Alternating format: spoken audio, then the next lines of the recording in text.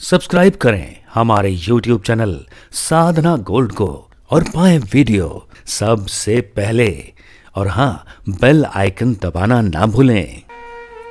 जिस घर की स्त्री अपने पति के चरणों को रोज दबाती हो श्रद्धा से, और चरण पति के दबाया करो, तो ये सोचकर नहीं कि पति के चरण दबा रहे हैं, ये सोचकर कि हम अपने नारायण के चरण दबा रहे हैं। तो इस रूप में भगवान नारायण चरण दबाओ पति के, पर भाव हो नारायण वाला, भाव हो तो नारी अपने पति के चरण दबाए और पति अपनी नारी का सम्मान करे, आदर करे। पुरुष क्या करे? अपनी पत्नी का सम्मान करे। अच्छा ये बताओ, किसी की पत्नी बीमार पड़ गई, बिस्तर पर पड़ी है, और डॉक्टर ने कहा कि तुम्हें पांव में तेल लगाना है, और वो बिस्तर पर पड़ी हो, तेल लगाने वाला कोई नहीं है, तो बताओ तेल पांव में कौन लगाएगा? कौन लगाए? पति। तो जैसे नारी पति की सेवा करती है, उसी तरह आपातकाल में पति भी श्रद्धा से नारी की सेवा कर सकता है, इसमें कोई आपत्ति नहीं। किसी भी प्रकार तुम दोनों एक दूसरे के पूरक हो, एक दूसरे के साथी हो, संगी हो, इसलिए इस रिश्ते को बड़ा गहराई से जिया करो। पति पत्नी का रिश्ता बड़ा गहरा होता है। तो आज से आप पति पत्नी रही विवादों की, तो छोटी छोटी बातों में ध्यान न देखो, कुछ बातों को इग्नोर करना सीखो, नजरअंदाज करना सीखो। पति ने कुछ कह दिया, कोई बात नहीं, पत्नी ने कुछ कह दिया, कोई बात नहीं, जरा जरा सी बात को माइंड करेंगे, झगड़ा कभी खत्म नहीं होगा। कह दिया कोई बात नहीं, अपने प्रेम से रहो, चलता रहता है सबके घर में थोड़ा बहुत। तो राई का पहाड़ ना बनाया करो, ठीक है मेरी माँ? तो आज से आप में से कितने कितने लोग, कितनी पत्नी अपने अपने पतियों के चरण रोज दबाएंगी अब से, जब समय मिल जाए। कभी ना मिले तो कोई बात नहीं, हम ये नहीं कहते कि घंटे भर दबाओ, 2 मिनट दबा सकते हैं। कौन कौन दबाएगा आज से? पीछे वाली मैया, नहीं पल्ले पड़ रहा है आपके?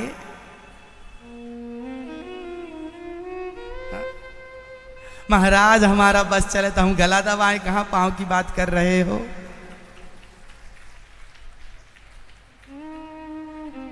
राक्षस एक नंबर का शराब पी के आ जाता है, मारता है 2-4 थप्पड़, और आप कह रहे पांव दबाओ। एक नंबर का राक्षस, बुद्धू है। सबके तो ऐसे नहीं हैं, जिनके ऐसे हैं उनको फिर आप अपने हिसाब से कर लेना। जैसे माने विधाता वैसे मना लो, सबके तो ऐसे नहीं है।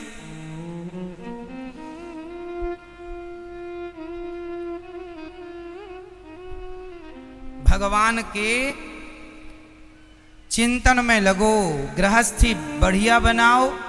शादी होए तुम्हारे छोरा छोरियों की, तो सबसे पहले कथा सुनवाने भेजना। ये कथा में ये बातें सुनेंगे तो उनकी गृहस्थी सफल हो जाएगी, वरना महीने 2-4 महीने, साल 2 साल में लड़ झगड़ के तलाक वलाक लेके दूसरा ढूंढते नजर आएंगे। बहुत रह लिया एक के संग, अब दूसरा ढूंढेंगे। यही चल रहा है बाजार में आजकल।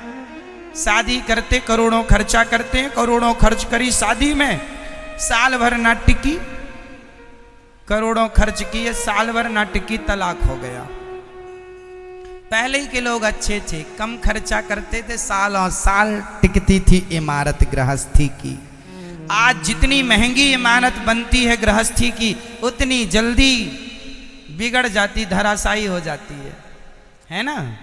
पहले की इमारतें गृहस्थी की कभी डैमेज ही, बूढ़े बूढ़े पति पत्नी एक दूसरे का साथ निभा रहे हैं, पुराने जमाने के लोग आप देख लो। और आज के छोरा छोरी साल भर नहीं हुआ तलाक के कागज लिए घूमने लग गए। क्यों? क्योंकि आपके बच्चों को किसी ने ये बातें नहीं बताई कि पत्नी की जरूरत क्या है, पति की जरूरत क्या है, संस्कार क्या होते हैं। तुमने अपने बच्चों को कभी कथा तो सुनवाया नहीं, संस्कार तो दिए नहीं, तो बाद में मत रोना कि आग लग गई। संस्कार जब लड़के का शादी हो, विवाह हो बेटी की, तो दोनों को वृंदावन भेजना, जाओ बिहारी जी के दर्शन करो और कथा से अपनी गृहस्थी की शुरुआत करो। संस्कार यहां से बनेंगे, यहां शिक्षा मिलेगी गृहस्थी की। ऐसे जीवन जीना है, ऐसे पत्नी के संग। पत्नी को हमारे यहाँ लक्ष्मी माना गया है और पति को नारायण। तुम दोनों कौन हो गए? लक्ष्मी नारायण हो गए। तो नारी अपने पति को क्या मानेगी? जोर से, जोर से और जोर से। मैया बोलो, मेरी मां नहीं निकल रहा है नारायण? जोर से। आपके पति कौन और आपकी पत्नी कौन? पत्नी कौन? लक्ष्मी। आज से पुरुष लोग पत्नी को लक्ष्मी की तरह सम्मान करेंगे और पत्नियां पति को नारायण की तरह। तुम दोनों हो गए लक्ष्मी नारायण। बोलिए लक्ष्मी नारायण भगवान की। सब ईश्वर हैं, तुम भगवान ही हो, पर भगवान होकर भी तुम गंदे काम करते हो, अपने स्वभाव आचरण से गिर चुके हो। स्थित रहो अपने आचरण में। तो आज भी पति पत्नी पूजते हैं साहब। तुम ठिकाने से चलो, तुम्हारी गृहस्थी ठीक से चले तो पति पत्नी पूजते हैं। आरती उतारती है दुनिया पति पत्नियों की, यदि ठीक से चल रहे हो तो। इसलिए गृहस्थी तो वो गृहस्थी है। अरे गृहस्थी अच्छी हो, उस गृहस्थी में तो भगवान भी जन्म लेना चाहते हैं। गृहस्थों के घर, दशरथ जी के घर भगवान आए कि नहीं? गृहस्थी थे दशरथ जी। देवकी वसुदेव गृहस्थ हैं, उनके घर भगवान आए कि नहीं? गृहस्थ के घर तो भगवान भी आते हैं। जितने शंकराचार्य हुए हैं सब गृहस्थों के घर ही तो जन्म लिए हैं।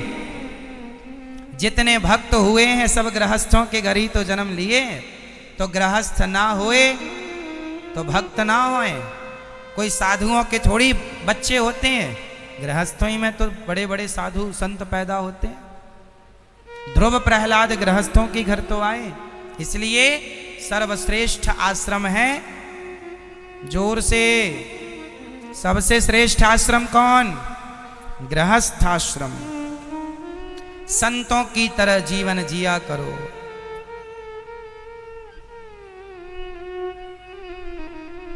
जेल में दो लोग होते हैं।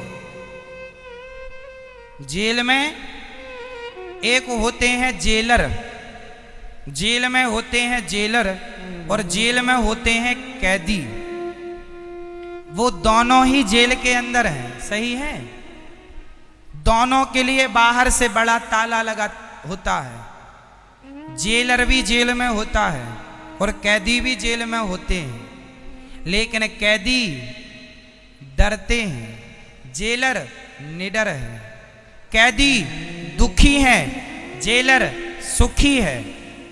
ये बात कैसे समझेंगे? ऐसे, ये संसार एक जेल है। जोर से बोलो, संसार एक जेल है। हम सब इस जेल में, कोई कैदी की तरह रह रहा है, कोई जेलर की तरह रह रहा है। जो लोग गलत काम कर रहे हैं संसार में वो कैदियों की तरह हैं, और जो संसार में आके अच्छा काम कर रहे हैं उन्हें कोई डर नहीं, वो जेलर की तरह हैं। वो रह रहे हैं संसार में पर सबसे मुक्त हैं। जेल में मिलने वाला हर कष्ट से जेलर मुक्त होता है।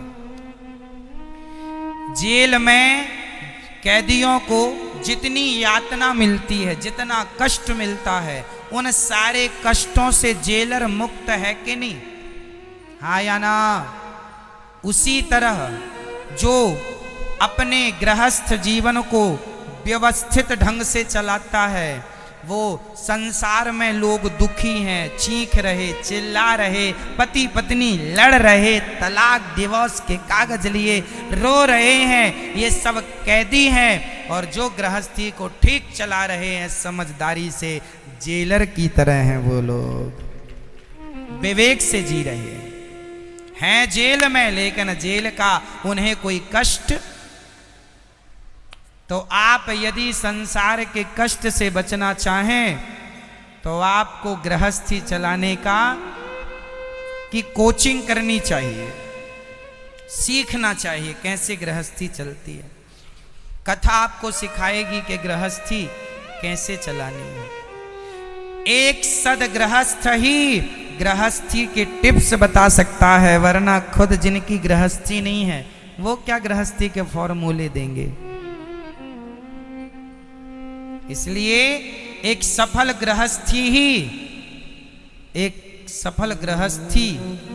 गृहस्थ का निर्माण कर सकता है, ऐसे नहीं ऐसे।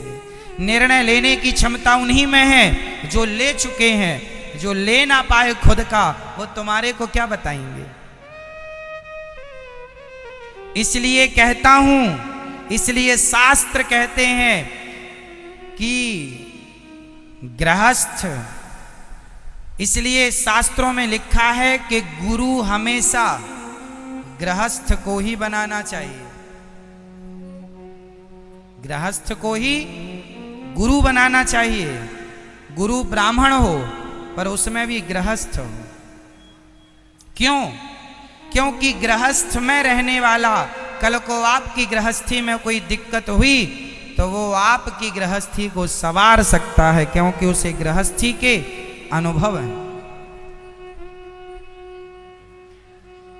अब किसी ने साधु संतों को भी आपने अपना गुरु बनाया है, वो कोई बुरा नहीं है, कोई बुरा नहीं है। अब ये नहीं सोचना कि हमने तो साधु से गुरु मंत्र ली, कोई बात नहीं, साधु हो वो भी श्रेष्ठ है।